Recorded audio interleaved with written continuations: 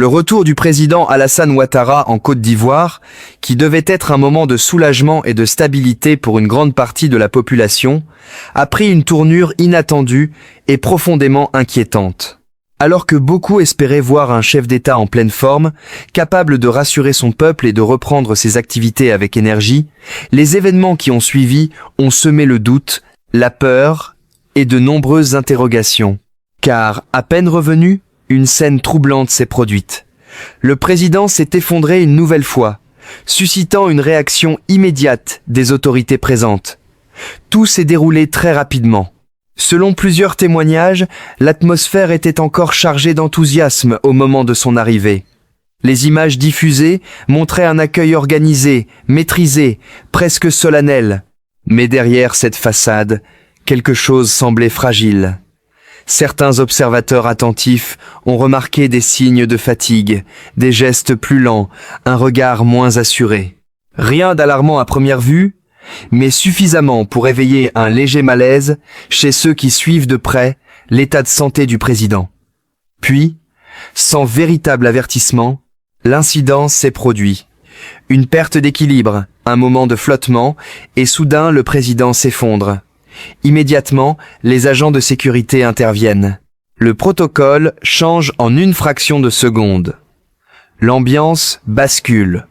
Ce qui devait être une séquence officielle devient une situation d'urgence.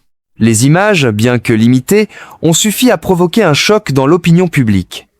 Très vite, la décision est prise de l'évacuer vers son domicile. Un choix qui en dit long. Plutôt qu'un transfert vers un établissement hospitalier visible du public, c'est un retour discret, encadré, presque silencieux, qui est privilégié. Ce détail, loin d'être anodin, a alimenté les spéculations. Pourquoi ce choix? Quelle est la gravité réelle de la situation? Et surtout, que se passe-t-il réellement en coulisses? Dans les heures qui ont suivi, le silence des autorités a pesé lourd. Peu d'informations, des communiqués mesurés, parfois vagues. Une stratégie de communication qui vise sans doute à éviter la panique, mais qui paradoxalement nourrit davantage les inquiétudes. Car dans ce type de situation, le vide informationnel laisse place à toutes les interprétations. Sur les réseaux sociaux, les réactions ne se sont pas fait attendre. Entre inquiétudes sincères, rumeurs amplifiées et analyses improvisées, l'événement a pris une dimension virale. Certains internautes parlent de rechute, d'autres évoquent des problèmes de santé plus profonds, des vidéos circulent, des ralentis sont analysés. Chaque détail est scruté comme s'il pouvait révéler une vérité cachée. Mais au-delà du tumulte médiatique, une question centrale se pose. Dans quel état se trouve réellement le président? Car il ne s'agit pas seulement d'un homme, mais d'une figure clé du pays. Son état de santé a des implications directes sur la stabilité politique, sur la confiance des investisseurs, sur le moral de la population. Chaque signe de faiblesse devient alors un sujet d'intérêt national. Ce n'est pas la première fois que des inquiétudes émergent concernant sa santé. Au fil des années, plusieurs épisodes ont suscité des interrogations.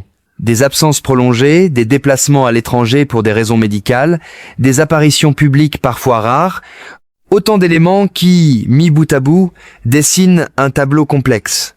Cependant, il est important de rappeler que dans le monde politique, la gestion de l'image est essentielle. Montrer un dirigeant affaibli peut être perçu comme un signe de vulnérabilité, voire d'instabilité. C'est pourquoi les informations liées à la santé des chefs d'État sont souvent contrôlées, filtrées, parfois même minimisées. Dans ce contexte, l'effondrement du président prend une dimension encore plus sensible. Ce n'est pas seulement un incident physique. C'est un moment qui expose, malgré lui, une réalité que beaucoup préfèrent garder dans l'ombre. Et c'est précisément cette exposition qui crée le trouble. Les autorités, de leur côté, tentent de rassurer. Des messages sont diffusés, évoquant un simple malaise, une fatigue passagère.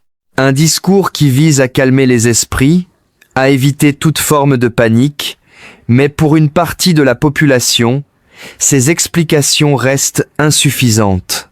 Le manque de transparence perçue alimente une méfiance croissante. Dans les rues, les discussions vont bon train.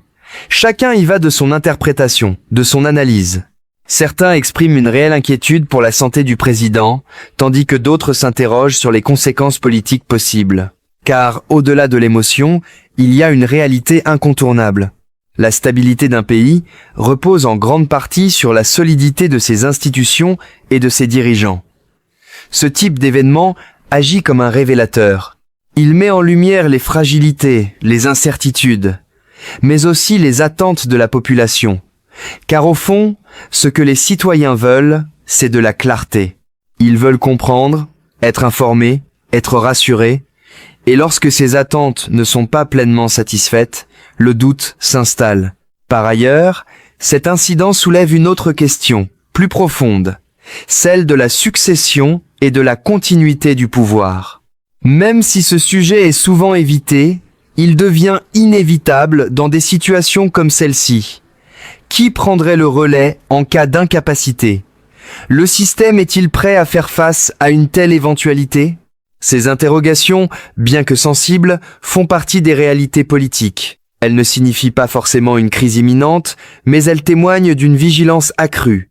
Dans un contexte où chaque détail compte, chaque événement peut avoir des répercussions importantes. Il faut aussi considérer l'impact international. La Côte d'Ivoire, en tant qu'acteur majeur de la région, est observée de près. Les partenaires étrangers, les investisseurs, les organisations internationales suivent attentivement l'évolution de la situation. La santé du président devient alors un enjeu qui dépasse les frontières nationales. Dans ce climat, la communication joue un rôle crucial. Trouver le juste équilibre entre transparence et contrôle n'est pas simple. Trop d'informations peuvent créer de l'inquiétude, pas assez peuvent générer de la méfiance. C'est un exercice délicat, qui demande une stratégie précise et cohérente. Pour l'instant, le président a été ramené à son domicile, entouré de ses proches et de son équipe médicale. Officiellement, son état serait sous contrôle. Mais en l'absence de détails précis, les interrogations persistent. Et tant que des réponses claires ne seront pas apportées, le sujet continuera d'alimenter les débats.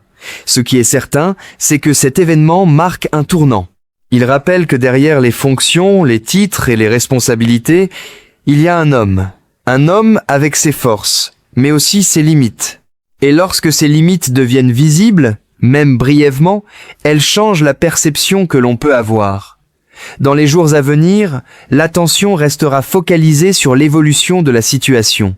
Chaque apparition, chaque déclaration sera analysée, commentée, interprétée, car dans un contexte aussi sensible, rien n'est laissé au hasard. En attendant, une chose est claire, cet épisode a profondément marqué les esprits.